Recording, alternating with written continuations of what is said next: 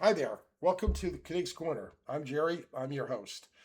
Uh, and we had a totally nauseating Red Sox loss last night. Uh, Without question, the worst loss of the season. Had a 4-0 lead right from the jump. They got four in the bottom of the first. Got three against them in the top of the second. And then totally settled down. Shut them out in the third, fourth, fifth, and sixth. And I was really hoping that Tracy would send him out there for the seventh. I completely understand why he didn't. Don't get me wrong.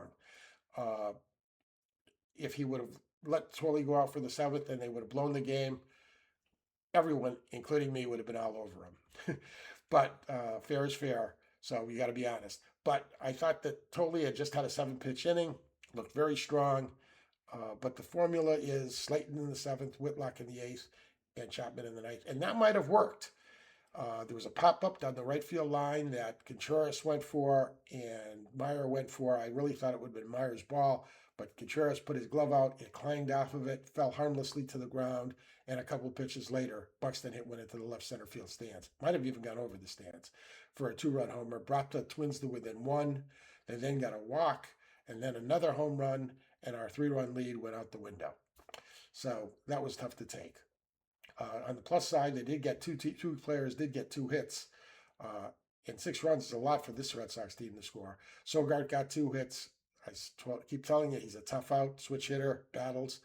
And Willie Abreu, who's been the best player on the team all year long, also got two hits. So that was good. Uh, the Red Sox made a couple of moves too, or one move particularly, and another one they'll make on Sunday.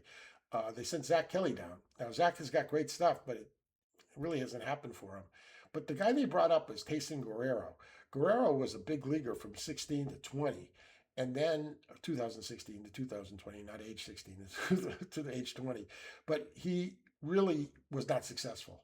And then he's floated around for the last 6 years until this year he signed with Worcester.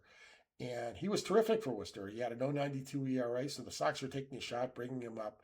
I think he'll probably resort to who he is, which is not very good. But maybe he's found something, and after this time, and he's 35 years old, so there's a potential for him to give him a few good outings anyway. Let's hope so. The other big news is that they're moving Meyer to shortstop. He'll be there Sunday in all likelihood, and I think that's terrific. And I also suggest that when Story comes back after his surgery, where he'll be out 6 to 10 weeks, he'll probably be playing second base and not shortstop, because I think Meyer will have established that he's a much better shortstop than Trevor Story is at this point. Maybe not 10 years ago, but right now, Meyer is a much better shortstop and can give the Red Sox a little bit more versatility.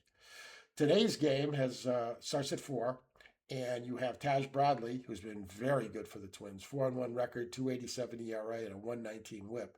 He's going up against an opener, Giovanni Moran, and that likely means that we'll see Brian Bayo coming in the second inning.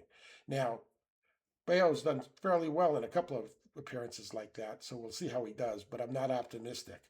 I thought last night and Sunday's game were the games we have to win and wait until we get Crochet back to have a real five-man rotation, because Bayo's just does not have the confidence. He's got the stuff, but he doesn't have the confidence needed for this Red Sox staff. So we'll see how that goes. But that's pretty much it for us. I watched the Yankees a little bit last night. Cole hasn't pitched since the World Series of 2 years ago and was terrific. He had 6 scoreless innings. He had 100 miles an hour a few times, but they took him out on a 67 pitches, I think, after six, and live to regret it because their bullpen let them down again and lost 4-1 to Tampa. Tampa just amazes me. You look at the resources they have, they're definitely fifth in the American League East. If you look at the lineup they have, they're probably fifth in the American League East there too, with the exception of Junior Caminero.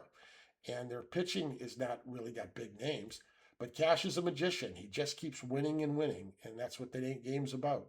So they've opened up an over 5-game lead against the Yankees, and the Yankees are at home, so they better win one or two of the next couple of games, or they could be finding themselves very far out of the race this early. Uh, that's our show for today. And once again, if you like what we bring, give us a like, give us a subscribe. We want to do more. We need to help the algorithm. And you can do that by giving us a like and subscribe. Doesn't cost you a cent. So I'll talk to you soon. And this is Jerry, and have a good day.